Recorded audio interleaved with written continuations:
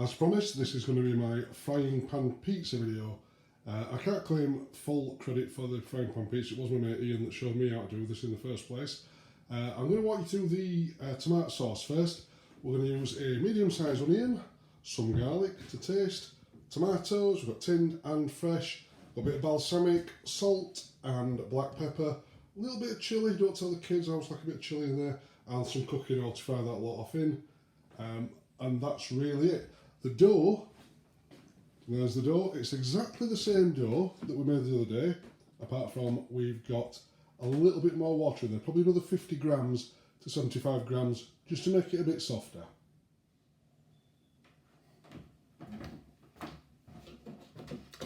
So my onion, it's a medium onion, about the size of a tennis ball. Just going to top and tail it. Cut it in half. Peel off, nice and simple.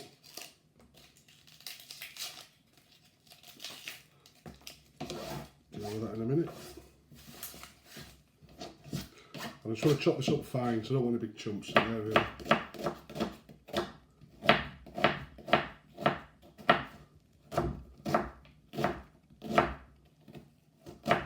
I'm sure any chefs out there will say there's a much better way to do this, but I'm not a chef.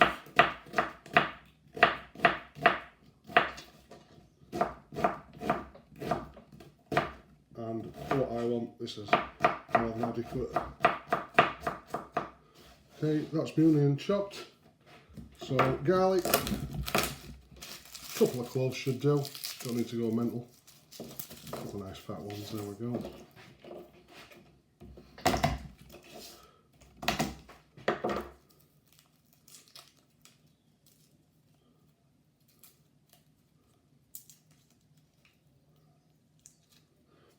Over there.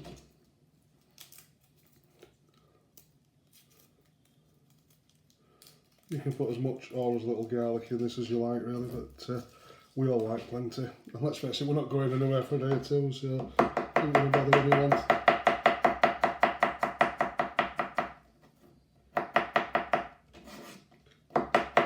I chop it only because I can't be asked to get the press thing out. I've got one in drawer somewhere, but in all fairness, that'll do. Don't really differentiate that from the onion, to be honest. Okay, I'll do my tomatoes as well.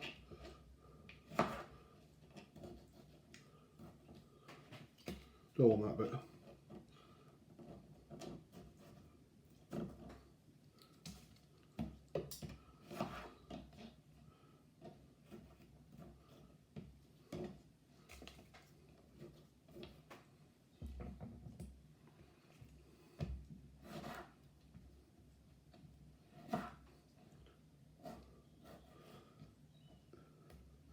Now, I do like the vine ripened tomatoes, it has to be said, but these are just a salad tomato, a little bit cheaper and a little bit more available, as it turned out, in the current situation.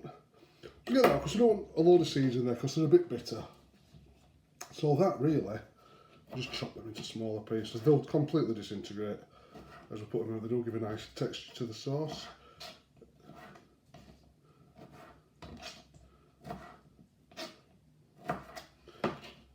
So, as far as my sauce goes, that's the prep done.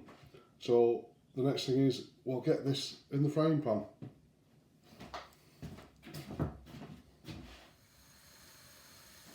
So, I've got my garlic and my onions, just going to fry them off in there until the onion becomes a bit transparent, and then I'm going to add my tomatoes, my salt, my pepper, and let that boil for a little bit, and then we're going to add a splash of balsamic vinegar as well. So I've stuck my salt and vinegar in there, it's just a pinch of salt, not vinegar, salt and vinegar, what am I talking about? My salt and pepper in there, just a pinch of salt and a few twists of pepper. With a wooden spoon, so I don't knacker my pan, and that was carved for me by Lewis, many moons ago. Thank you, Lewis. Right, my onions have been cooking for around about 6 minutes. You can just see the garlic starting to take on a little bit of colour in there, so we don't want it any darker than that, so it'll get bitter. So we're going to add into that now. Excuse the camera wobbling about, I'm trying to do this with my iPad in my hand. So in with all the tomatoes, and I prefer chopped, but you know what I've got. I'll just put this down 1 second.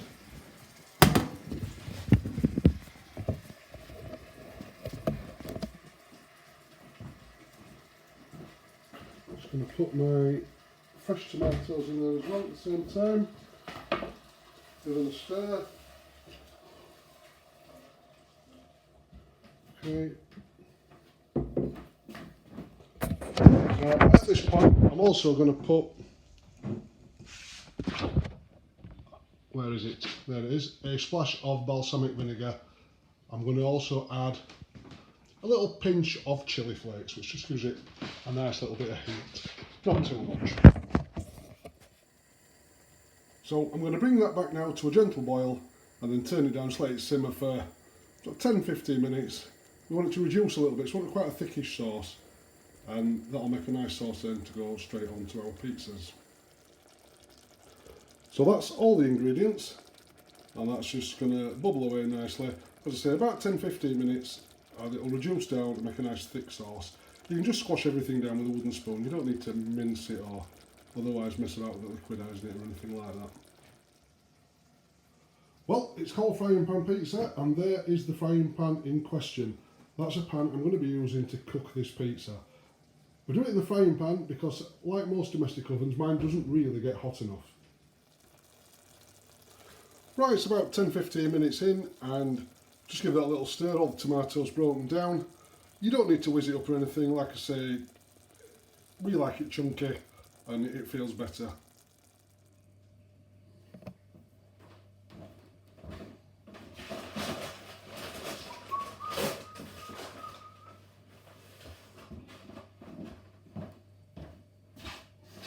Right, nice little handful of flour there. If you've used all your bread flour making the dough itself, don't worry, you can use plain flour, self-raising flour, it doesn't really matter. So that now has risen, it's huge, it's more than doubled in size, I've left it quite a while. I'm just going to tip that onto the flour. Now for my frying pan, which is I think about 12 to 14 inch, thereabouts, I want around about 300 grams per pizza, obviously. So, scales, a little bit of flour, stop it sticking. You don't need one of these, I just have to have it, that's what I used to do before.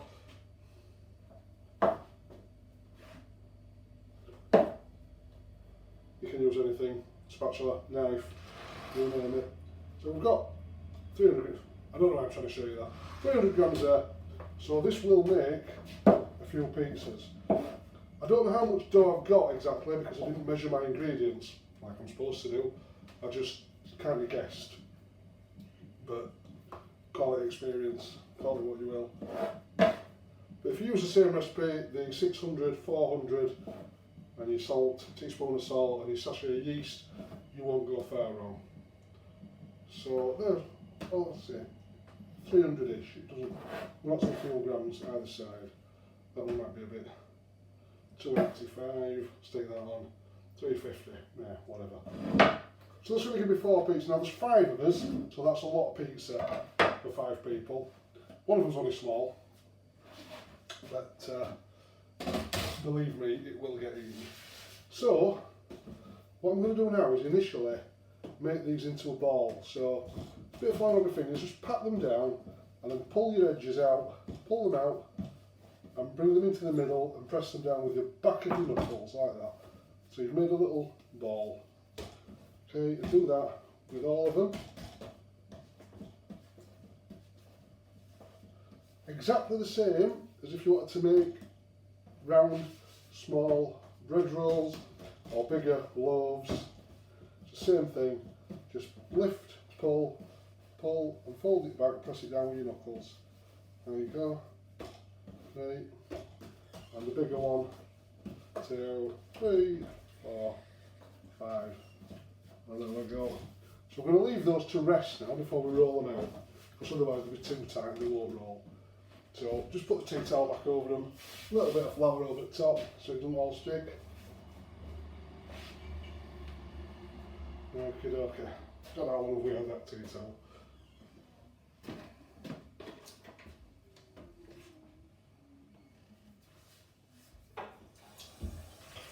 going to wash this bowl up now while I'm waiting. So I'm going to put the salad in.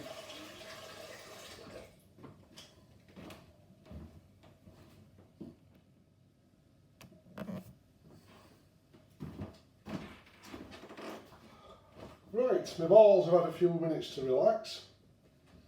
So we're going to have a go at rolling them out. Now, I find generally you cannot roll them out to the full size the first go. They tighten up and they just spring back, makes them too springy. So what we do is we roll them out, so around about 1/2 to 2/3 of the size that we want them to be. You see that now? I'm rolling it out and it's just springing back a little bit. Perfectly normal, it's just a gluten. So get it somewhere near, reasonably round. Put that one to one side. Doesn't matter if it's not perfectly round. That's the larger one. They should all go about the same now. So I'll give that a roll. Okay.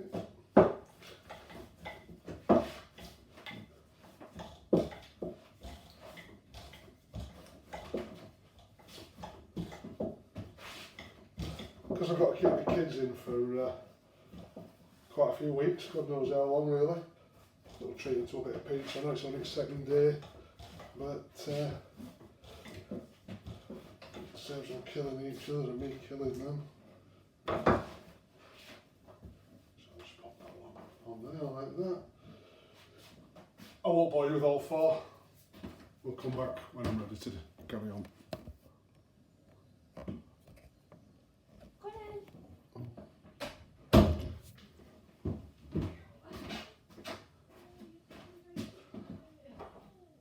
Right, I'm just going to chop up my topping ingredients. Now, salami, this is just your regular sort of turkey and chicken and pork and whatever salami from the supermarket. I don't want massive chunks, so I'm going to cut that in half and then I can cut it up a lot easier and safer for my pizza. I'm not sure how much I'm going to need. Everybody likes it, so I can put plenty on.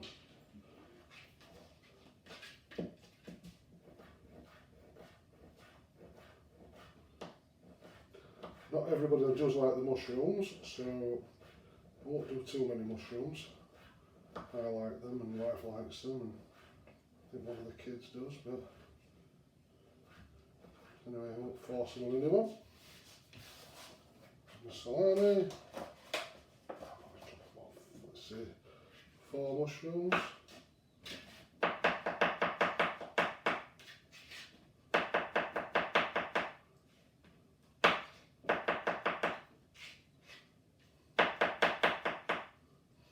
I really don't get how some of these places can charge the money they charge for pizza, because essentially it's cheese on toast. And you're wanting £15, £20, some of the big chains, absolute scandal. There's no way I'd ever pay that for pizza. Cheese, now then, cheese. Use pretty much anything that'll melt. So your low fat cheeses aren't brilliant for this. I've got mature white cheddar. You can use mozzarella, it does brown nicely. I'm using what I've got because we can't really get out to supermarkets that much. So I'm just going to grate that. The thing with cheddar over mozzarella is cheddar's got a flavour, where mozzarella, to be honest, is better off eating freshly made. And it only tastes of milk anyway, it's like this sour milk I find. So I'm just going to use the cheddar. Plenty of it. As I'm making 5 pizzas.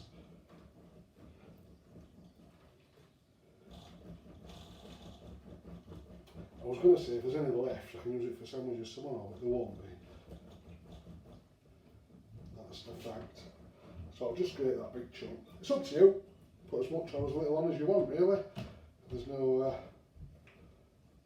magic formula. Come on, you bugger. Right, there I go.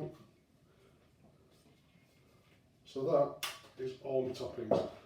Sadly, I've no olives or anchovies or anything like that.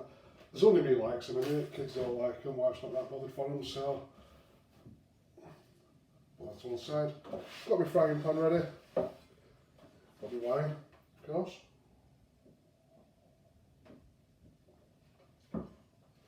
Now, while we're here, let's have a look at these. So that was the first one I rolled, so I'll bring that out. That's softened already, so I can roll that now a little bit further. So, cold frying pan, remember, no preheating. Oh yeah, that's lovely, look at that. Straight out. Using a rolling pin, because I want it fairly even thickness. If you do all this throwing it about one thing or another, what happens is the middle gets all thin and the outer is thick. Now, some places like that, some people like it, not bother myself. I'll just put that into the frying pan, press it out to the edge. I just want it to come slightly up the edges, like that. So probably, what, quarter of an inch, you know, 8mm, new money, the Roman Catholic. So I think as we'll come out of the EU, we can go back to using proper measurements now. There you go. So that's the base in the frying pan. I've got my sauce, which I'm covered in flour, doesn't matter. So I want a good spoonful of my sauce. You see, still got the chunks of onion in and everything else. Tomato skin, I will pull that off because I do find them a little bit bitter. Okay, a couple of spoons, just spread it out, thus. Now, when you buy pizza from the takeaway, what they tend to do, and I don't know why they do this, is they put all the toppings on and then put the cheese over the top, which I don't like. I just think it looks manky. So what I tend to do is get my cheese, nice handful of cheese, and I'm going to sprinkle that around there. Not too much, because it is the most unhealthy ingredient here, really. So we'll give that a little sprinkle. Put some salami on, a little bit, don't have to go mad. You'll notice what I've not done is I've not got my oven on, I've not got the hob on, and I've not got the grill on. So I'm going to do that now, because that pizza is ready to cook. So I'll put the grill on as high as it'll go, right up to ramming speed. Once that's hot, we're ready to cook.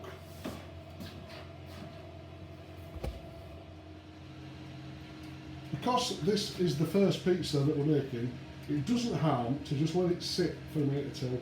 It lets the dough relax again, and it will bubble up nicely once we get it under the grill. Still waiting for the grill to be fully hot. Another minute or so, and it should be pretty much thereabouts. I'm going to cook this one. Obviously I'm cooking with family this evening, so I'll cook this one and show you this one going, and then I'll probably call that a do, because I've got all that wine to drink as well. I don't know if everyone else's kitchen is like mine, but to get to anything, I also end up knocking 10 things over.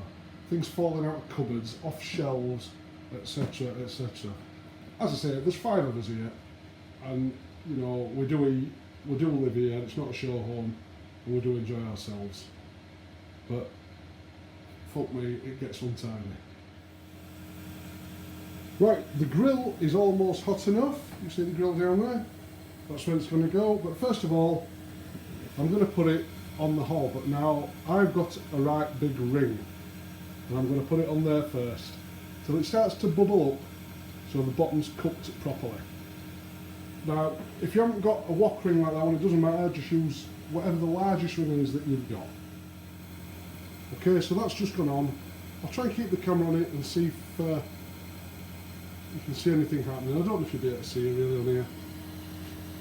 But as it gets hot, it will start to bubble up and it start to lift out of the pan a little bit. Perfectly normal. That's what I would expect to happen. Okay, another minute's gone by and we're just seeing now this dough. See around the edges, it's just starting to rise. And that's going to form a nice crust. Once that rises up, for the crusty bar pizza. Obviously nothing's happening on the top, there'll be no melting or anything like that just yet. We can wait for that till that goes under the grill. Okay, that's been on around about 2 minutes now, and I don't know if you can tell, there is quite a difference of how it's puffed up all around the edges. So that, we're going to try that, we'll stick that now under the grill. I'll keep filming it. There we go. And just... You probably can't see what's happening under there. No. So I'm going to leave that under for a couple of minutes, pull it out, and we'll actually lift it up and see how the base is cooked. Okay, so that's had around about 45 seconds to a minute under a red hot grill. We're going to stick that under for another couple of minutes. Right, we've another couple of minutes under the grill there, and that's looking fabulous. I've had a lift of one corner to look underneath, and I want to just give it another minute, well another half a minute really, up on the hob, just to make sure that base is nice and crispy underneath. Don't want it burnt, but I just want it a little bit crispier than it was. Right, so there we go, one pizza. I could give that another minute under the grill, but I don't want to burn it, kids won't want it burnt. If I can just show you underneath, we should have a nicely brown crispy base. That's absolutely perfect. I'll go straight out of the pan, and there you go. Frying pan pizza, no oven, absolutely perfect. I'm going to let the pan cool a little bit before I do the next one, and I'll actually cut this for you so you can see what. Ow, that is real hot, obviously.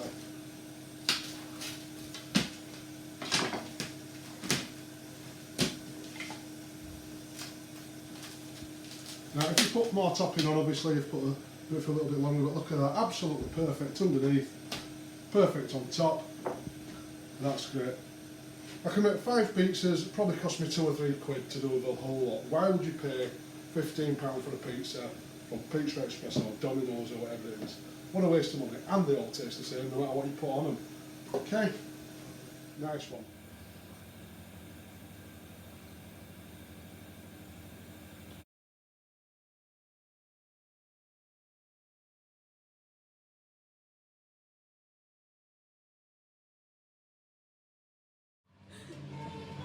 Right, so this is the last one that's come out.